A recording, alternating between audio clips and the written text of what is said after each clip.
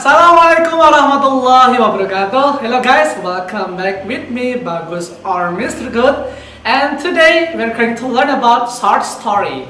And in this material, you will learn about the definitions of short story and the elements of short story. So here we go. Definitions of short story. Short story is a story which is shorter than a novel and longer than a fable, focus on an important event in the life of major character. It typically takes just a single sitting for reading. Sebuah cerita yang lebih pendek dari novel dan lebih panjang dari dongeng, berfokus pada peristiwa penting dalam kehidupan tokoh utama. Biasanya hanya perlu satu kali duduk untuk membacanya.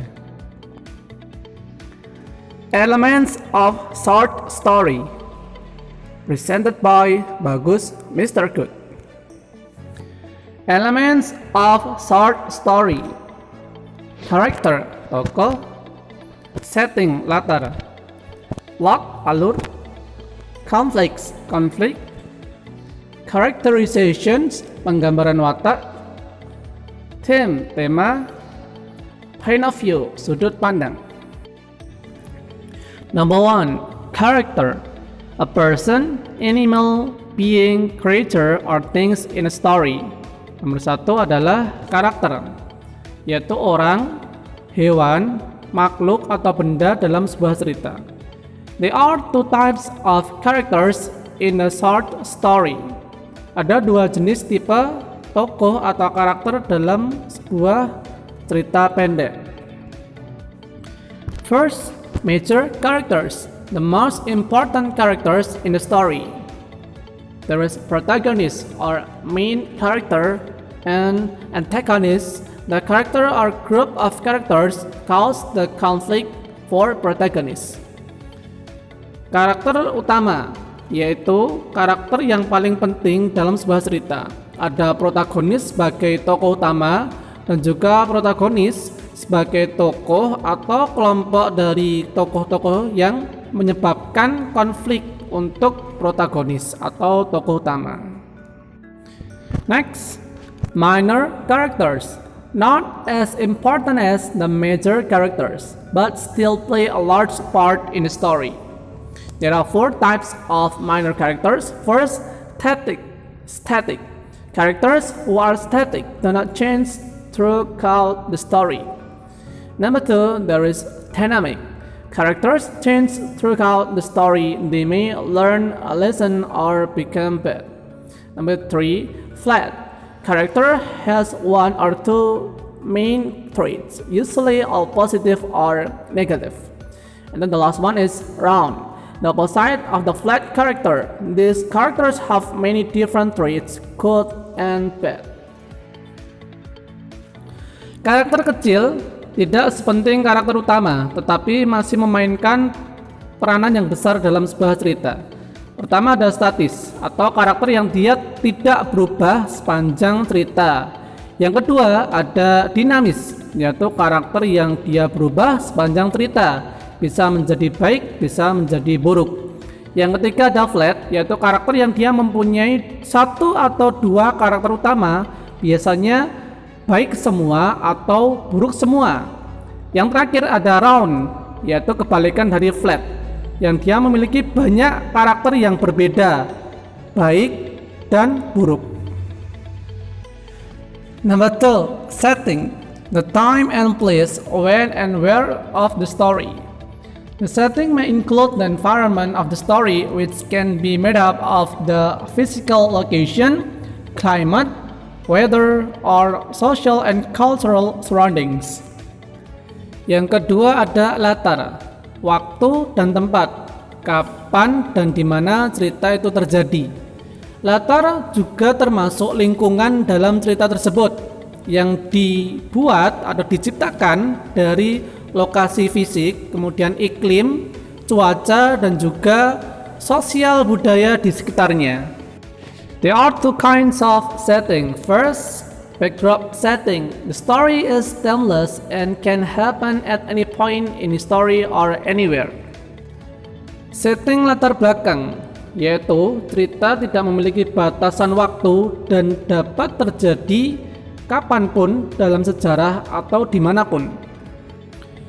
The focus is on the lesson or message being delivered, and it usually used in fairy tales and children's stories.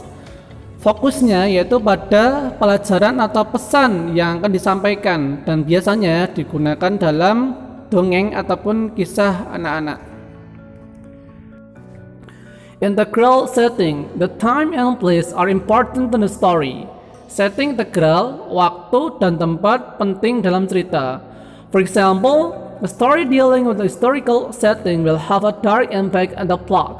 Contohnya, cerita yang dia berkenaan dengan sejarah, dia akan memiliki dampak yang langsung dalam plotnya. A story that happens in the 18th will not have technology. So the characters will have to write a letter, ride a horse, or take a carriage to visit each other. They can travel long distances in one day as we do now with cars, buses, and planes. Cerita yang terjadi di tahun 1800-an, dia tidak memiliki teknologi. Jadi tokoh-tokohnya akan menggunakan surat untuk menulis, masih menulis surat, kemudian mengendarai kuda, kemudian menggunakan gerobak atau dokar ya untuk berkunjung satu sama lain, dan mereka tidak bisa pergi ke tempat yang jauh dalam satu hari. Seperti yang kita lakukan sekarang menggunakan mobil, bis atau pesawat. Number 3, a plot is sequence of events that make up a story. Plot adalah rangkaian peristiwa atau kejadian yang membentuk cerita. Plots are typically made up of 5 main elements. Plot biasanya terdiri dari 5 bagian penting. First, exposition. At the beginning of the story, characters, setting, and the main conflict are typically introduced. Pada bagian ini atau eksposisi, awal cerita di mana tokoh, latar, dan juga konflik utama akan dikenalkan. Next, rising action. The main character is in crisis, and events leading up to facing the conflict begin to unfold. The story becomes complicated.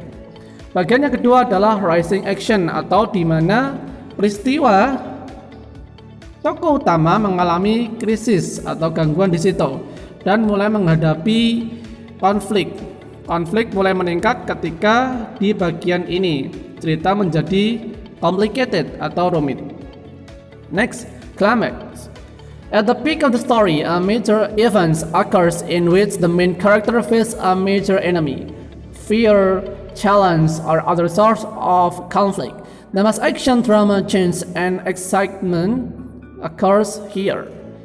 Pada bagian klimaks adalah puncak dari cerita, di mana tokoh utama mengalami gangguan, mengalami tantangan, ketakutan, dan konflik utama di klimaks ini. Dan banyak hal atau drama, kemudian aksi, pergantian, dan kehebohan terjadi di klimaks. Next, falling action. The story begins to slow down and work toward its end, trying out lost ends. Bagian falling action atau di mana bagian ini cerita mulai mereda dan mulai menemukan titik akhirnya. The last one is resolution or denouement, also known as a denouement. The resolution is like a concluding paragraph that resolves any remaining issues and ends the story. Bagian terakhir adalah resolusi, di mana di sini seperti conclusion atau kesimpulan dalam paragraf, di mana cerita berakhir pada bagian resolution. Number 4, conflicts. A literary element that involves a struggle between two opposing forces, usually a protagonist and antagonist. Bagian keempat adalah konflik. Pada konflik ini terjadi pertentangan antara tokoh protagonis dan antagonis. There are two kinds of conflicts in the short story. First, an internal or physiological conflicts. Yang pertama yaitu adalah konflik internal atau konflik psikologi. arise as soon as the character experiences the opposite emotion or desires, usually fear to envy or good and evil inside him. Hal ini muncul ketika tokoh mengalami dua pertentangan perasaan dalam dirinya antara kebaikan atau keburukan yang harus dia pilih. This agreement causes the character to suffer mental agony, and it develops a unique tension in a storyline marked by a lack of action. Ketidaksetujuan ini menyebabkan tokoh mengalami pertentangan dalam dirinya, dan ini membuat cerita menjadi menarik ditandai dengan sedikitnya aksi yang dia lakukan. The second is external conflict atau konflik eksternal. It's marked by a characteristic involvement of an action wherein a character finds himself in struggle with those outside forces that hamper his progress. Pada konflik eksternal ini, tokoh berjuang untuk melawan apapun yang menghalangi tujuannya. The most common type of external conflict is where a protagonist fights back against the antagonist tactic that impede his or her advancement. Hal yang paling mencolok dalam konflik eksternal ini adalah protagonis melawan antagonis yang menghalangi dirinya untuk mencapai hal yang diinginkan dalam cerita. Number 5, characterization, the process of revealing a character's traits in a story. Nomor 5 adalah karakterisasi, yaitu proses dari pengungkapan sifat tokoh dalam sebuah cerita. There are two characterization in the short story. First, direct or explicit characterization. Yang pertama yaitu karakterisasi secara langsung atau eksplisit. This kind of characterization takes a direct approach toward building the character, like kind, honest, funny, and etc. It uses another character, narrator, or the protagonist himself to tell the readers or the audience about the subject. Pada karakterisasi ini, dia diucapkan secara langsung, pendekatannya secara langsung untuk menyatakan sifat dari tokoh seperti baik, jujur, lucu, atau yang lain-lain. Hal ini dilakukan oleh tokoh lain, sang pembaca cerita, atau tokoh utama yang mengatakan tentang sifatnya kepada pembaca atau penonton tentang karakter asli dari dirinya. The second, indirect or implicit characterization, yaitu karakterisasi secara tidak langsung atau implisit. The characteristic of the character by observing his or her thought process. Dalam karakterisasi ini bisa dilakukan dengan melihat proses berpikirnya, behavior, tingkah lakunya, speech, berbicaranya, way of talking, cara dia berbicara, appearance, penampilan, manner of communication with other characters, cara dia berkomunikasi dengan tokoh lain. Jadi dalam indirect or implicit characterization, dia sifatnya tidak dikatakan secara langsung. Number 6, theme atau tema, the central idea, topic, or point of a story. Itu ide utama, topik, atau pokok dalam sebuah cerita. Theme creates stories that are not dull but compelling and emotion. Tema membuat cerita menjadi tidak membosankan, tetapi menjadi menarik dan juga penuh dengan emosi. For example, love, regret, friendship, affection, fear, happiness, and etc.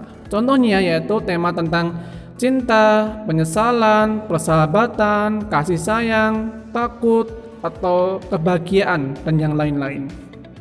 Number 7, point of view. What the character or narrator telling the short story can see, his or her perspective. Nomor 7 adalah sudut pandang. Apa yang bisa dilihat oleh karakter ataupun pembaca cerita atau sudut pandangnya. Types of point of view, jenis-jenis sudut pandang.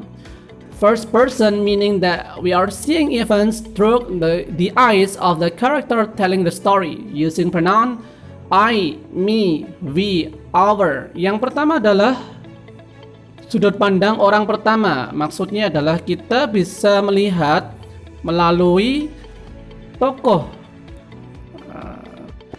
Number 7, point of view. What the character or narrator telling the short story can see. Nomor 7 adalah sudut pandang. Apa yang bisa dilihat oleh tokoh atau pembaca cerita, atau sudut pandangnya. Types of point of view, jenis-jenis sudut pandang. First person meaning that we are seeing events through the eyes of the character telling the story using pronoun I, me, we, our. Sudut pandang orang pertama maksudnya adalah kita sedang melihat kejadian melalui mata tokoh menggunakan kata ganti saya atau kita. Second person, the narrator is speaking to you.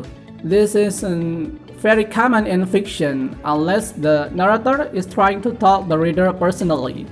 Sudut pandang orang kedua, yaitu sang pembaca cerita sedang berbicara kepadamu. Hal ini sangat jarang dalam sebuah karya sastra, kecuali jika narator mencoba untuk berbicara kepada pembaca secara personal. Third person, the narrator is describing what's seen, but as a spectator using pronoun they, them, he, she, it. This narrator has the possible perspective. Sudut pandang orang ketiga, yaitu sang pembawa cerita mendeskripsikan apa yang dilihat tapi sebagai penonton menggunakan kata ganti dia laki-laki atau dia perempuan dan juga mereka. Dalam sudut pandang orang ketiga mempunyai dua kemungkinan sudut pandangnya. Limit third person, the narrator sees only what's in front of him or her. Sudut pandang terbatas. Orang ketiga terbatas, yaitu sang narator melihat hanya apa yang di depannya. Omniscient, an omniscient narrator sees all. He or she sees what its character is doing and can see into its character's mind. Omniscient, sang narator bisa melihat semuanya. Dia bisa melihat apa yang tokoh sedang lakukan dan dapat melihat kepikiran yang dipikirkan oleh tokoh lain.